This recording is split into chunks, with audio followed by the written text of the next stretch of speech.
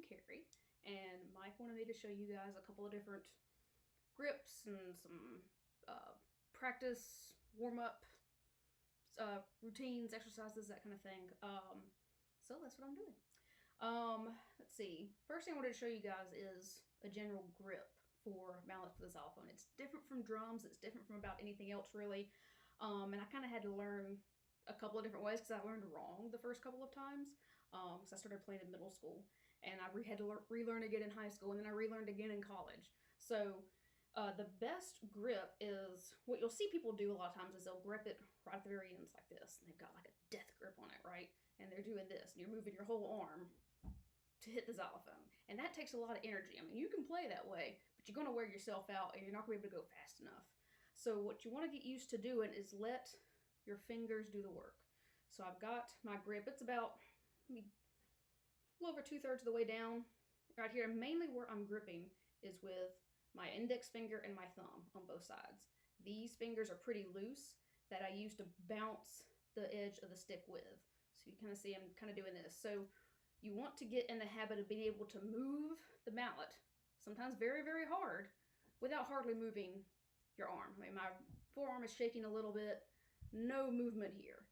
Everything is in the fingers and the wrists. You don't want to be hitting like this. It's going to wear yourself out, like I said. It's this. You're bouncing. So I'm using a lot of rebound when it bounces here. So you're...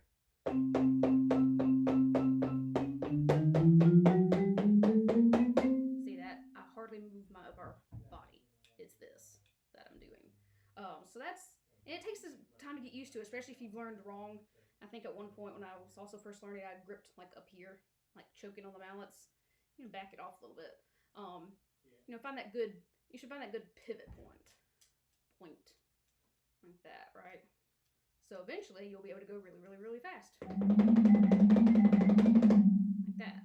And see, I was just doing this business. So that's the first thing. Work on that grip. Work on bouncing. I sit here and do this when I'm waiting in practice, and they're working with the trombones or something. I'm just sitting here just bouncing. Da da da da. Always moving. Typical drummer. Another good thing to get in the habit of is having some good warm-up routines, some warm-up exercises. There were some that I did in high school. We really got into it in college, and marching band, they drill that stuff into you. So there's a bunch from college band that I still have.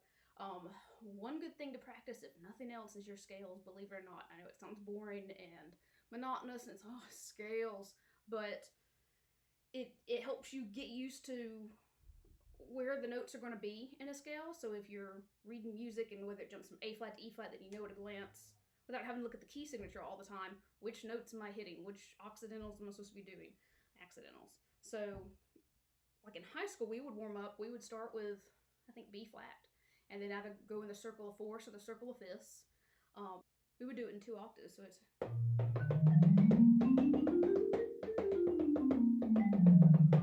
then F.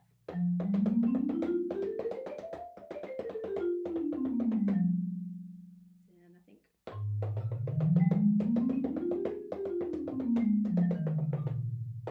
Bleh.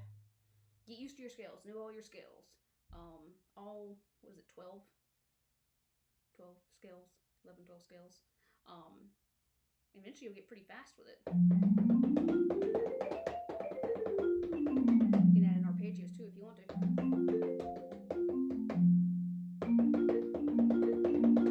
Arpeggios are good to practice.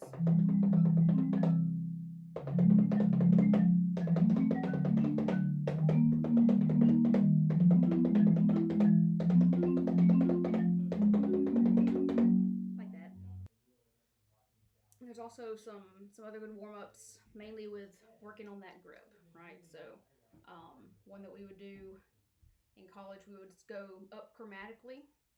Like we start with 8, 1, 2, 3, 4, 5, 6, 7, 8, 1, 2, 3, 4, 5, 6, 7, 8, all the way up to the next octave. And then you go back down in 4, I think, up in 2, and back down in 1. So it's like...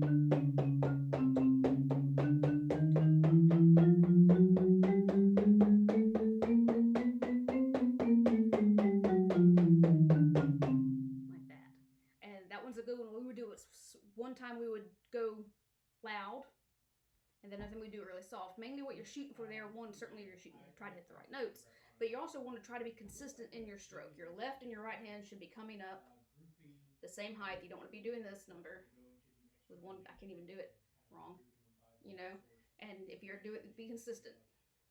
Work on consistency. If you're hitting it consistently, then you're going to get the same kind of note every time. And then sometimes we would do it quietly, so we'd be like gently tapping. Practice your dynamics. Dynamics are key. You'll get that band director, and then that's all they'll preach about is dynamics, dynamics, dynamics. So you want to be able to impress them with your dynamics. Another one that we would use to work with, we would start with C. So you're going to go dun dun dun dun dun dun dun dun dun dun dun dun dun dun all the way up the scale. So you can do this with any scale. It's good to start with C because it's all the notes close in front of you. So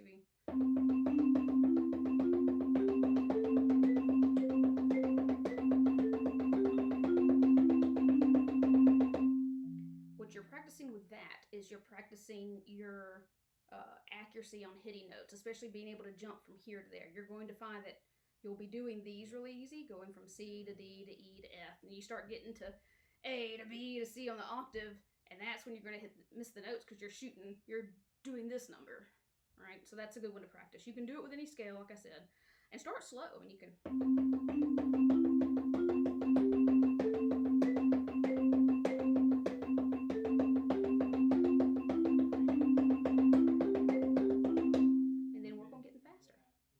Scales. Also, having a couple little songs that you can use to warm up.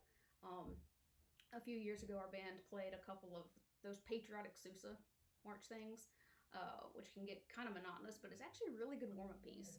And I will use those to warm up a lot because there's fast parts and slow parts, and you're messing with chromatics, and you're messing with scales. So sometimes if I'm just kind of getting ready, I want to see if I'm warmed up, I can start playing some of that stuff. It's good to have some of these memorized in your head.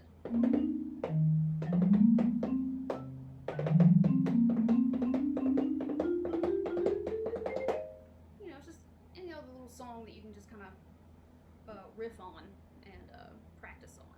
It's all pretty good. So what we went over, where you're gripping it, right? You're kind of doing this number, and it's bouncing off of your fingers and off of the palm of your hand. Bounce, bounce, bounce, bounce, bounce. You're not doing this. You're not doing this. Unless you want to be really, really theatrical.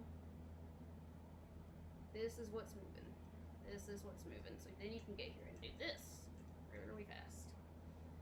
Practice your scales. Know your scales.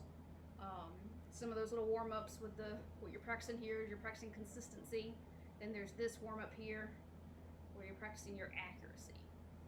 A couple other things. When you're hitting the note, when you're actually hitting the bar of the instrument, don't do that. That isn't the note, right? That dampens it. You want to bring it out, so the moment you're hitting that note, you're moving your mallet right back up to where you started. It's not this. So if you do this and it hovers here and you're ready to hit the next note, then you're having to bring up, then down, and that can slow you up. So it's this. Always get right back up to here. This is where you're starting. This is where you're ending. Right? It's like the way I think of it, it's like you're pulling the note out of the bar. You're pulling the note out.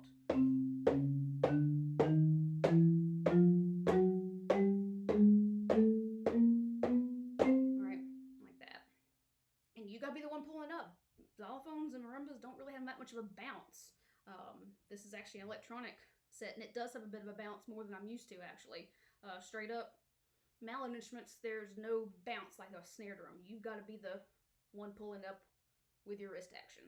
Be back up here. Be ready for the next note. Ready for the next note. I think that's a good start. I'll edit it, see what happens, and we'll go over some other stuff later.